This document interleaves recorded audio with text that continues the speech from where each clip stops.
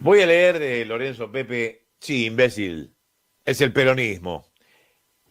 Y hay una introducción que con mucho humor la hace el mismo Lorenzo Pepe, criticando su propio libro. Y dice, el neoliberalismo genera desigualdad. La desigualdad genera lucha, la lucha genera peronismo. ¿Demasiado peronista? Pruebo de nuevo. El neoliberalismo genera dependencia, la dependencia genera pobres, los pobres votan al peronismo. La hipótesis central de sí, imbécil, es el peronismo es simple. El problema principal, central, troncal de la República Argentina y de América Latina es la dependencia.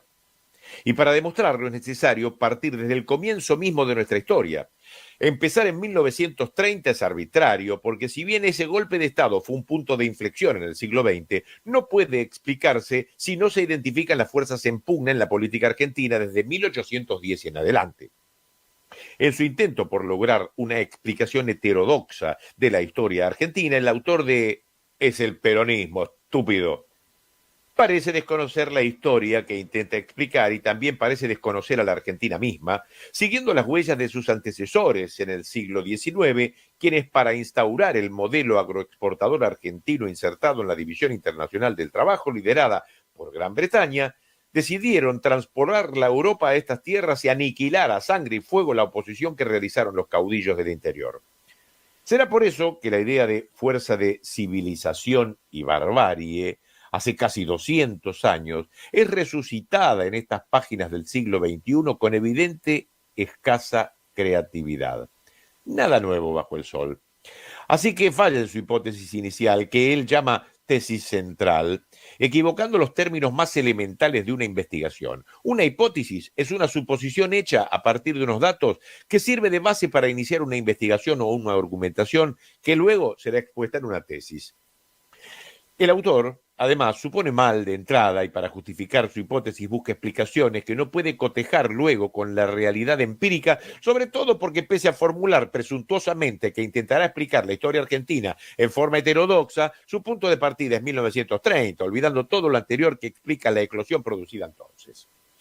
Sostiene que para abordar el problema de la Argentina se debe reconocer la existencia de un partido militar y un partido populista que han sido enemigos históricos, pero como una puja política dentro del ejército, iniciada con la interna académico-ideológica entre los intelectuales revisionistas, elitistas los unos, populistas los otros, antidemocráticos y antirepublicanos todos. Atribuirle a los intelectuales del revisionismo histórico el inicio de las desgracias del país es un exceso que en un punto los enaltecería si no fuera falso, porque además ellos fueron los grandes negados por el establishment, vedadas las páginas de los diarios para sus escritos y hasta boicoteados sus libros.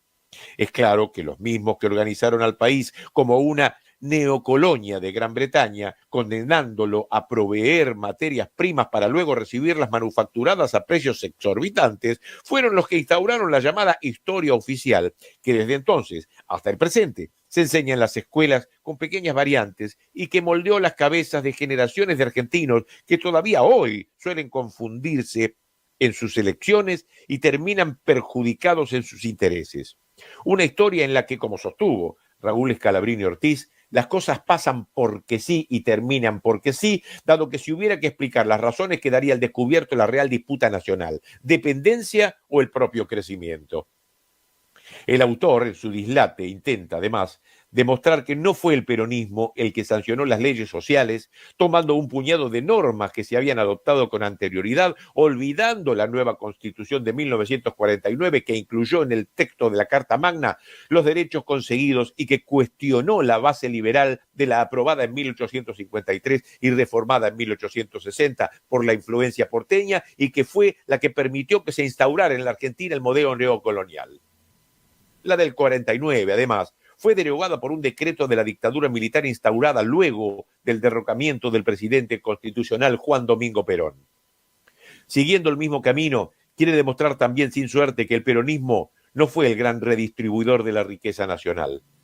Por último, plantea una extraña dicotomía sin sentido y basada nada más que en su propio pensamiento y que, dada la importancia conceptual que tiene, merece la pena ocuparse. La República es más importante que la democracia?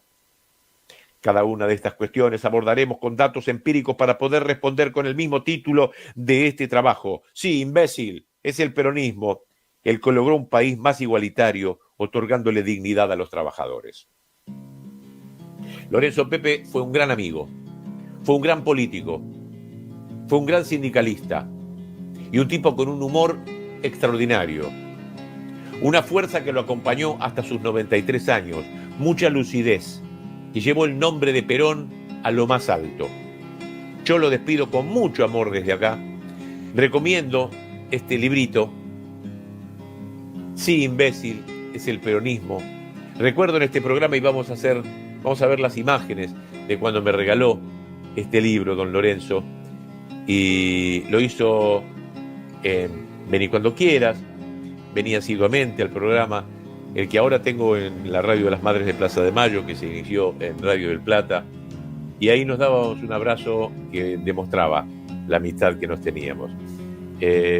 Murió en la ciudad de Madariaga, muy cerca de Pinamar, y le mandamos un beso a toda la familia y lo voy a extrañar mucho. Sí, Lorenzo, es el peronismo.